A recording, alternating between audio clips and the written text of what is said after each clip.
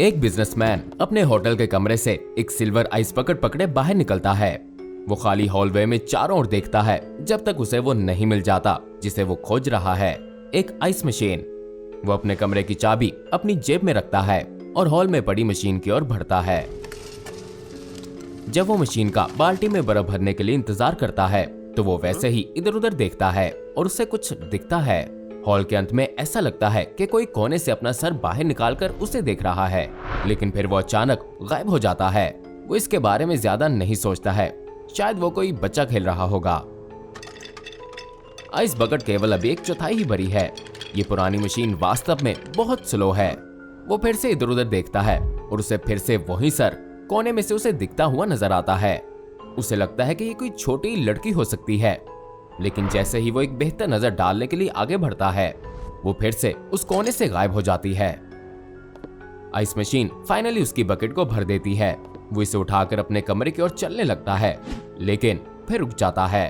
वो मुड़ता है और हॉल में दूर फिर से वही लड़की उसे खौफनाक और बिना पलक झपके देख रही है। क्या तुम्हें कुछ चाहिए? आदमी उससे पूछता है, लेकिन लड़की की ओर से कोई जवाब नहीं आता है। वो बस उसे देखती रहती है। क्या तुम मुझे ऐसे ही घूरती रहोगी? बिल्कुल, वो ठीक यही तो कर रही है। बिजनेसमैन को वास्तव में बहुत अजीब लगने लगा है। वो केवल अपनी जॉब साइट पे एक लंबा दिन बिताने के बाद एक ड्रिंक का आराम से मजा लेना चाहता है, लेकिन ये लड़की उसको क्यों तंग कर रही है? वो हॉल से होकर उसकी ओर चलना शुरू करता है। मुझे नहीं पता कि तुम्हें क्या लगता है कि तुम क्या खेल रही हो, बिजनेसमैन उसकी ओर जाता हुआ कहता है। जब वो हॉल के बीच में पहुंचता है, वो एक बार फिर से गायब हो जाती है, लेकिन बिजनेसमैन चलता रहता है और उससे बातें करता रहता है। लेकिन अगर तुम मेरे साथ ये मजाक करना बंद नहीं करोगी तो मैं तुम्हें। वो कोने से मुड़ता है और देखता है वहां कुछ नहीं है। वहां एक और हॉल है जो एक मेंटेनेंस क्लोजेट की ओर जाता है, लेकिन स्टिल यहाँ कोई लड़की नहीं है। क्या वो किसी तरह क्लोजेट के अंदर छुप गई? लेकिन उसे दरवाजे की आवाज तो नहीं आई थी, लेकिन फिर भी वो कहीं और भी तो नहीं हो सकती। वो इस बकेट को फर्श पर रखता है और घबराता हुआ दरवाजे की ओर बढ़ता है। वो किसी कारण अच्छा महसूस नहीं कर रहा और शायद डरा हुआ भी है, लेकिन डरने की कोई बात नहीं है। वो केवल एक लड़की थी। वो हैंडल को पकड़कर दरवाजा खोलता है। आहा, पकड़ लिया मैंने तुम्हें। क्लोजेट में कुछ भी नहीं है, बस कुछ पोंचे, एक बाल्टी और कुछ और सफाई का सामान है। वो पोंचों को एक तरफ धकेलता है ये देखने के लिए कि वो कहीं इनके पीछे ना हो, लेकिन नहीं, यहाँ छुपने के लिए ना तो कोई जगह है और ना ही कोई सीक्रेट डोर। उसने सचमुच इस पूरी चीज की कल्पना की होगी। ये एक लंबा दिन था और उससे पहले एक लंबी उड़ान। उसे उस ड्रिंक की आवश्यकता है। वो अपने कमरे की चाबी दरवाजे में लगाकर इसे बाहर निकालता है। एक ग्रीन लाइट जलती है और दरवाजा खुल जाता है। वो हैंडल को पकड़कर इसे खोलने लगता है जब उसे याद आता है कि वो कुछ भूल रहा है, आइस बकेट, जिसके कारण वो अपने कमरे से बाहर निकला था। वो वापस हॉलवे में जाता है जहां उसने आइस मशीन। एक मिनट, आइस मशीन कहाँ गई? क्या वो यहाँ पर नहीं थी? ये वही जगह है जहां उसने कुछ मिनट पहले बर्फ भरी थी और अब ये खाली है। वो मुड़ता है और हॉलवे में चारों ओर देखता है। क्या वो किसी कारण गलत दिशा में आ गया है? वो हॉल के अंत तक चलता है और फिर कोने से घूमता है। मेंटेनेंस क्लोजेट डोर के सामने फर्श पर उसकी आइस बकेट पड़ी थी। वो फिर से चारों ओर देखता है। उसके चेहरे पर कंफ्यूजन है और फिर वो आइस बकेट को उठा लेता है। अपने कमरे की ओर वापस आकर वो रूम की दरवाजे में लगाता है। रेड लाइट जलती है। वो फिर से चाबी लगाता है। अब भी रेड लाइट फ्लैश करती है। वो चाबी को तीसरी बार डालता है और इस बार दरवाजा खुल जाता है। वो देखता है कि उसके सामने एक बड़े आकार का आदमी खड़ा है। क्या तुम्हें कुछ चाहिए? बिजनेसमैन कंफ्यूज्ड है। तुम मेरे कमरे में क्या कर रहे हो? तुम्हारा कमरा? वो जवाब देता है। हाँ, रूम 237। बड़ा आदमी अनॉयड दिखता है और बिजनेसमैन की ओर आकर हॉल की दूसरी ओर इशारा करता है। बिजनेसमैन उसके इशारे को देखता है जो कि एक और दरवाजे की ओर है। वो दरवाजा जिसकी बगल में दीवार पर नंबर 237 लिखा है। बिजनेसमैन फिर उस दरवाजे के नंबर की ओर देखता है जिसे वो खोल रहा था, 239। बिजनेसमैन अपनी गलती पर हंसता है और बड़े आकार का आदमी उसकी साइड से होकर अपने कमरे में जाता है और दरवाजा बंद करता है। अपने कमरे में आकर आखिरकार बिजनेसमैन बैठता है और अपने लिए एक ड्रिंक बनाता है। वो बकेट से 2 आइस क्यूब्स पकड़कर अपने ग्लास में डालता है और एक लंबा घूंट लेता है। वो टीवी चालू करता है, लेकिन इसे कुछ मिनट ही देखने के बाद उसे कंसंट्रेट करने में काफी दिक्कत होती है। ये जो भी शो है ये बहुत तेजी से आगे बढ़ रहा है और वो समझ नहीं पा रहा कि इसमें क्या हो रहा है। वो टीवी बंद करके एक बुक पकड़ लेता है, शायद इसे पढ़ने से अब वो रिलैक्स कर पाए, लेकिन अब भी वो काफी थकावट सी महसूस कर रहा है। वो बुक को खोलता है लेकिन कंफ्यूज हो जाता है। क्या ये वही बुक है जो उसने एयरपोर्ट से खरीदी थी? ऐसा लगता है कि ये किसी विदेशी भाषा में लिखी गई है, जैसे इसमें कीड़े बने हों। वो बुक को टेबल पर रखकर एक जमाई लेता है। अभी इतनी रात नहीं हुई है, लेकिन वो वास्तव में बहुत थका हुआ महसूस कर रहा है। वो उठता है, अपने जूते उतारता है और बेड पर बिना कपड़े चेंज किए लेट जाता है। वो बहुत थक गया है। वो एक पल के लिए खुद से बातें करता है, आधा जागा हुआ। वो इस बारे में बात करता है कि जब वो एयरपोर्ट पर जाएगा तो इस बुक को वापस कर देगा। वो उसे ये बुक क्यों सेल कर रहे थे जिसे वो पढ़ भी नहीं सकता है। वो उन चीजों के बारे में बात करना जारी रखता है जो वो कैशियर को कहेगा जिसने उसे ये बुक बेची थी, और फिर कुछ ही पल बाद वो सो जाता है। उसकी आंखें खुल जाती हैं, अंधेरा काफी है। उसे सोए हुए कुछ देर ही हुई होगी। कमरे में ठंड भी बहुत है। वो अपने ऊपर कंबल लेने की कोशिश करता है, लेकिन पाता है कि वो हिल नहीं सकता है। वो जितना हो सके कोशिश करता है, लेकिन उसका शरीर उसका साथ नहीं दे रहा है। एक मसल भी नहीं, केवल उसकी आंखें ही काम कर रही हैं। वो पूरी तरह से पैरालाइज्ड है और मदद के लिए चिल्ला भी नहीं सकता। क्या हुआ है और अब वो क्या करेगा? क्या उसे दौड़ना पड़ा है या फिर वो मरने वाला है? जैसे ही उसका दिमाग विभिन्न पॉसिबिलिटीज को सोचता है, उससे अचानक कुछ दिखता है। इस अंधेरे कमरे में अपने बेड से वो केवल अपने होटल रूम का दरवाजा देख सकता है, और वो जो कुछ भी देख रहा है उसे देखकर घबरा जाता है।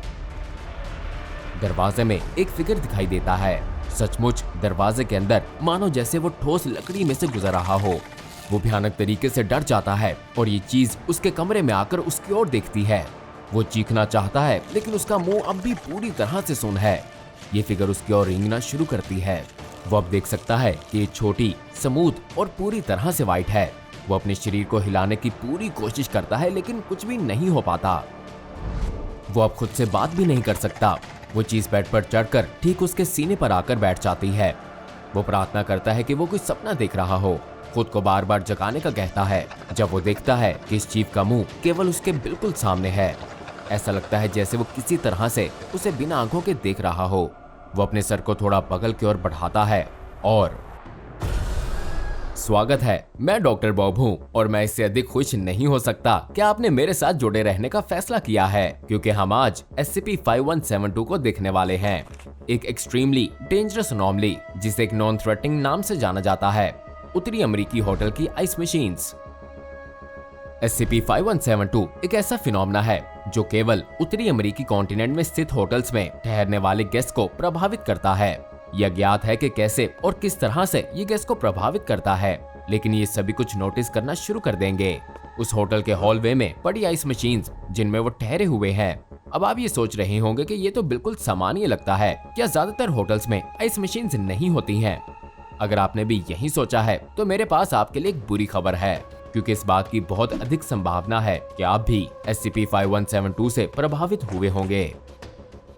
क्या आप जानते हैं कि होटल्स में आइस मशीन्स का होना वास्तव में असामान्य है, और संभावना ये है कि आप वास्तव में इसे कभी नहीं देखेंगे, या कम से कम रियल मशीन को नहीं। मैं आपको समझाता हूँ।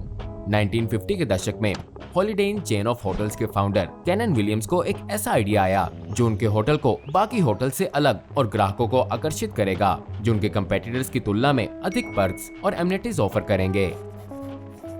उदाहरण के लिए उन्होंने एक न्यू पॉलिसी इंप्लीमेंट की जहां बच्चों को मुफ्त में रहने की अनुमति दी गई थी, जिसके लिए अधिकांश होटल्स एक्स्ट्रा चार्ज करते थे।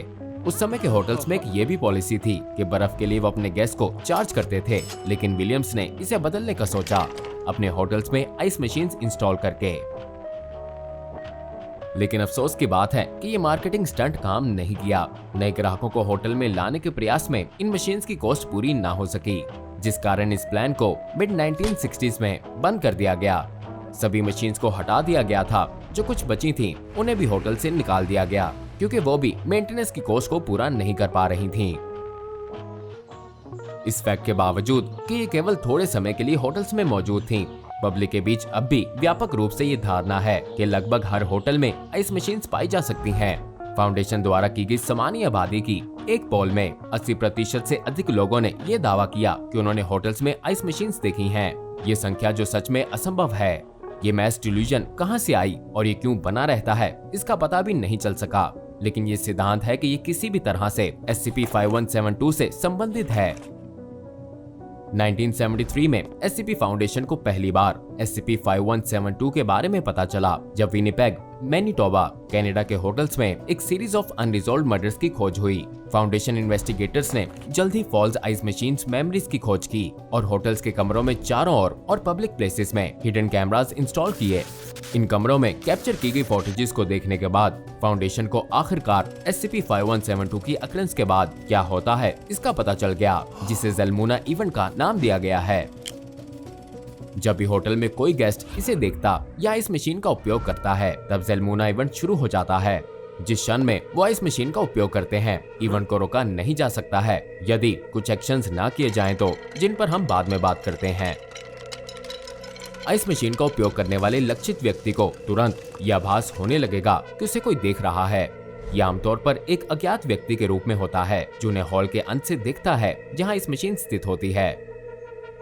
थर्ड पार्टी ऑब्जर्वर्स उस व्यक्ति को नहीं देख पाते हैं जिसे लक्षित व्यक्ति देख रहा होता है और ये ना ही किसी रिकॉर्डिंग डिवाइसेस में नजर आए हैं। टारगेट्स ने उन्हें देखने वालों का विभिन्न तरीकों से वर्णन किया है, जिससे फाउंडेशन को ये विश्वास हो गया कि ये वास्तव में केवल हेलुसिनेशंस हैं। कुछ ही समय बाद लक्षित व्यक्ति कंफ्यूजन और थकान की भावनाओं का अनुभव करना शुरू कर देगा, जो अर्ली स्टेज डिमेंशिया के सिम्टम्स से अलग नहीं है। लक्ष्य को अपने होटल रूम में लौटने में जितना अधिक समय लगेगा, ये फीलिंग्स उतनी ही अधिकतम स्पष्ट होंगी और उन्हें जल्द ही एवरीडे टास्क को पूरा करने में दिक्कत होगी और शॉर्ट टर्म मेमोरी लॉस का अनुभव होगा। थकान और डिसोरिएंटेशन की इन फीलिंग्स के बावजूद लक्ष्य रिपोर्ट करते हैं कि उनका दिमाग सो जाने के लिए बहुत अधिक सक्रिय महसूस करता है, होटल के कमरे में बेड के ऊपर कहीं भी। ये भावना आमतौर पर लक्ष्य को अपने होटल रूम की तलाश करने के कारण बनती है, हालांकि उसकी कंफ्यूज स्टेट के कारण उसे इसे खोजने में दिक्कत हो सकती है। ज़ल्मुना इवेंट की अगली स्टेज को ट्रिगर करने के लिए उन्हें अपने कमरे में सोने की जरूरत नहीं है। किसी भी होटल रूम में सोने से ये एक्टिव हो जाएगा। एक बार जब लक्ष्य होटल रूम के बेड पर लेट जाता है तो ये तुरंत हिप्नागोगिक स्टेट में चला जाता है, जो कि कंफ्यूज्ड और ड्रीम लाइक स्टेट है, जिसे व्यक्ति पूर्ण नींद और जागने के बीच अनुभव करता है। इस अवधि के दौरान कमरे का तापमान कम हो जाएगा जब तक ये लगभग 11 डिग्री सेल्सियस या 51.8 डिग्री फ़ारेनहाइट तक नहीं पहुंच जाता। लगभग 1 घंटे के बाद लक्ष्य गहरी नींद की स्टेट में चला जाएगा, जिस बिंदु पर SCP-5172-1 अंततः पहली बार नजर आएगा। ये ह्यूमनॉइड एंटिटी आकार में काफी छोटी है, जो केवल 4 फुट लंबा और वजन में 60 पाउंड से थोड़ा अधिक होता है। हालांकि इसकी भुजाएं सामान्य मनुष्यों की तुलना में 2 गुनी लंबी होती हैं और इसका सर भी बड़ा होता है। हालांकि कमरे में मौजूद ऑब्जर्वर्स को नहीं दिखाई देता है, लेकिन कैमरास जीव को रिकॉर्ड करने में सक्षम थे। होटल रूम के दरवाजे के माध्यम से अंदर आने के बाद SCP-5172-1 एंटिटी सोए हुए व्यक्ति की ओर रेंगना शुरू कर देगी, जो ये पता लगाने के लिए जागेगा कि वो स्लीप पैरालिसिस की स्टेट में है। एंटिटी बेड पर चढ़कर उस व्यक्ति की छाती पर बैठ जाएगी। ये अपना मुंह खोलने से पहले अपने स्मूथ स्किन चेहरे को लक्ष्य के करीब ले जाएगा, एक लंबी पतली जीभ को प्रकट करेगा, जिसे ये लक्ष्य की आई सॉकेट में डालता है। ये सिद्धांत है कि किसी प्रकार की पैरालिटिक या एनेस्थीसिया को सीधे दिमाग में डाल सकता है, जिसके बाद ये ज़ल्मुना इवेंट की अगली स्टेट में एंगेज हो सके, हार्वेस्टिंग। 5172-1 एंटिटी की छाती एक पेयर ऑफ टूल्स प्रकट करने के लिए खुलती है। ये टूल्स को अपनी छाती से बाहर निकालकर लक्ष्य के शरीर से सीधा 4 सेंटीमीटर की क्यूब निकालने के लिए इनका उपयोग करेगा। मांस, मांसपेशियों, अंगों और यहाँ तक कि हड्डियों को भी ये ऐसे ही काट कर निकालेगा, जिसको फिर ये अपनी चेस्ट कैविटी के अंदर डालता है। हालांकि ये प्रोसेस बेहद धीमी गति से शुरू होता है, पहली बार में केवल 2 क्यूब्स प्रति मिनट कलेक्ट करते हुए, जिसके बाद ये जल्दी से अपनी गति को 50 क्यूब्स पर मिनट तक बढ़ा देता है, जिससे ये पूरा हार्वेस्टिंग प्रोसेस आमतौर पर 2 से 3 घंटे में समाप्त हो जाता है। एक बार जब ये हार्वेस्टिंग समाप्त कर लेता है, जीव अपने टूल्स को वापस अपनी चेस्ट कैविटी में रखेगा, होटल रूम के दरवाजे की ओर रेंगेगा और एक बार फिर इसके माध्यम से निकल जाएगा। लेकिन आतंक अभी खत्म नहीं हुआ है। SCP-5172-1 हार्वेस्टिंग प्रोसेस के दौरान लक्ष्य से सभी ऑर्गेनिक मटेरियल्स कलेक्ट करता है, सेंट्रल नर्वस सिस्टम को छोड़कर, जिसमें स्पाइनल कॉर्ड, पेरिफेरल नर्व्स, रेटिनास और ब्रेन शामिल है। ये सभी 5172-1 सावधानी से बाकी शरीर को काटने के बाद होटल रूम के बेड पर छोड़ जाता है। और ज़ल्मोना इवेंट का वास्तव में भयानक पहलू ये है कि लक्ष्य अब भी इस बिंदु पर जीवित है और इसी स्थिति में कई और घंटों तक जीवित रहेगा। इससे भी बदतर, ज़ल्मोना इवेंट के बीच में इंटरप्ट करने वाले लक्ष्यों की रिपोर्ट्स में हार्वेस्टिंग प्रोसेस के बीच पूरे समय पूरी तरह से कॉन्शियस होने का वर्णन किया गया, जिसके बाद अब ऐसा प्रतीत होता है कि जीव को लक्ष्य की आंख में जो 5172-1 डालता है वो बिल्कुल भी एनेस्थेटिक एजेंट नहीं होती है, क्योंकि उन्हीं बचे हुए लक्ष्यों ने बेहद दर्द होने का वर्णन भी किया। इसकी बजाय ऐसा लगता है कि एंटिटी अपेंडेज का उद्देश्य ये सुनिश्चित करना है कि पीड़ित व्यक्ति पूरे प्रोसेस के दौरान कॉन्शियस में रहे, प्रत्येक क्यूब को उनके शरीर से निकाले जाने के बारे में पूरी तरह से अवेयर हो और इसे रोकने में कुछ भी ना कर पाए। जैसे कि उल्लेख किया गया है, एक ज़ल्मोना इवेंट का ट्रिगर गारंटीड मौत की सजा नहीं है और इसे रोका जा सकता है, जबकि मनुष्यों की तुलना में बहुत तेज SCP-5172-1 एंटिटीज विशेष रूप से मजबूत नहीं हैं और मानव की तरह डैमेज को सस्टेन करती हैं। एक बार जब हार्वेस्टिंग प्रोसेस शुरू हो जाता है तो एंटिटी दूसरों को भी विजिबल हो जाएगी और उसी तरीके से इसे मारा जा सकता है जिस तरह मानव को, जैसे कि गन शॉट्स या छुरे के घावों से। लेकिन एंटिटी को मारना काफी नहीं है, प्रभावित आइस मशीन को फिजिकली प्रीमिसेस से हटाया जाना भी जरूरी है ताकि SCP-5172-1 की नई इंस्टेंसेस बनने से रोका जा सके। एक बार प्रभावित आइस मशीन द्वारा ट्रिगर होने के बाद ज़ल्मोना इवेंट को पूरी तरह से रोकने का एकमात्र तरीका लक्षित व्यक्ति को होटल से निकालना और किसी भी प्राइवेट होटल में सुलाना है, जो SCP-5172-1 को अपीयर होने से रोकेगा। अगर लक्षित व्यक्ति उसी होटल के किसी बेड पर या किसी और होटल में सोता है तो इवेंट जारी रहेगा। SCP-5172-1 एंटिटीज के एक जीवित नमूने को पकड़कर बेहतर ढंग से समझने का प्रयास जारी है, लेकिन अभी तक की जाने वाली सारी अटेम्प्ट्स असफल रही हैं। कैप्चर्ड एंटिटीज अपने टूल्स को प्रकट करने और कंटेनमेंट से बाहर निकलने में सक्षम है, जबकि इन जीवों को पकड़ने के लिए जब बांधा गया तो वो कई मिनटों के भीतर ही मर गईं। डेड इंस्टेंसेस की ऑटोप्सी से पता चला कि हमारी तरह उनका भी एक सर्कुलेटरी सिस्टम है, लेकिन इनका दिल इनके सर में स्थित है, जो ये बताता है कि कैसे उन्हें गोली मारकर या छुरा घोंपकर मारा जा सकता है, जबकि इनमें रेस्पिरेटरी और डाइजेस्टिव ऑर्गन्स नहीं होते हैं। जैसा कि आप कल्पना कर सकते हैं, SCP-5172 की एग्जिस्टेंस फाउंडेशन कर्मियों और उनके बिजनेस ट्रैवल के लिए समस्या प्रस्तुत कर सकता है। जिन एजेंट्स को SCP सेफ हाउसेस की बजाय होटल्स में रहना होता है, उन्हें एनोमली के बारे में जानकारी दी जाती है और हार्ट रेट मॉनिटर्स पहनाने की आवश्यकता होती है, जो ये पता लगा सकते हैं कि ज़ल्मोना इवेंट से जुड़ा हार्ट रेट कब बढ़ सकता है। सोशल मीडिया, टेक्स्ट मैसेजेस और कम्युनिकेशन के अन्य रूपों जो होटल वाईफाई सिस्टम से जुड़े होते हैं की निगरानी हर समय आइस मशीन्स के किसी भी संदर्भ के लिए की जाती है और कोई भी उल्लेख उस साइट पर एक कंटेनमेंट टीम को जाने के लिए ट्रिगर करता है, जो आइस मशीन और लक्षित व्यक्ति दोनों को प्रीमिसेस से आइडेंटिफाई करके हटा देंगे। SCP-5172 से प्रभावित माने जाने वाले स्थानों पर खोजी गई सभी आइस मशीन्स को साइट 30 में रिलोकेट किया गया है। एक अंतिम नोट, जबकि SCP-5172 को लंबे समय से नॉर्थ अमेरिका में होने वाले फिनोमेना माना जाता है, हाल ही में एक प्रभावित आइस मशीन की इंस्टेंस की पुष्टि एम्स्टरडैम, नेदरलैंड्स में की गई है, जो इसे अब और भी अजीब बनाता है, क्योंकि तथ्य ये है कि डच में होटल्स में ऐसी आइस मशीन्स होने का पब्लिक का विचार नहीं है, जैसे नॉर्थ अमेरिकन ने किया था। लेकिन ये अभी भी स्पष्ट नहीं है कि ये एक अकेला आइसोलेटेड इवेंट है या फिर ये कैटर क्लास अनोमली दूसरी लोकेशंस में भी फैल रही है। केवल समय ही ये बताएगा, लेकिन इस बीच भले ही आप उत्तरी अमेरिका से बाहर रह रहे हों और एक फ्रोस्टी ड्रिंक पीना चाहते हैं, ज्यादा पैसे देकर एक मिनी बार से ड्रिंक लेने पर विचार करें, क्योंकि अगर आप ऐसा नहीं करते तो आप पा सकते हैं कि आपको कम पैसों में अपने मांस का भुगतान करना पड़ सकता है। अब जाइए और डॉक्टर बॉब्स की फाइल में से एक और entity SCP-150 the body stealing parasite देखें, एक और अनोमली जिसे केवल आपके शरीर के अंदर जाने के अलावा और कुछ नहीं चाहिए। और हमेशा की तरह इस वीडियो को लाइक, चैनल को सब्सक्राइब और अपने विचार कमेंट बॉक्स में हमारे साथ शेयर करना ना भूलिएगा।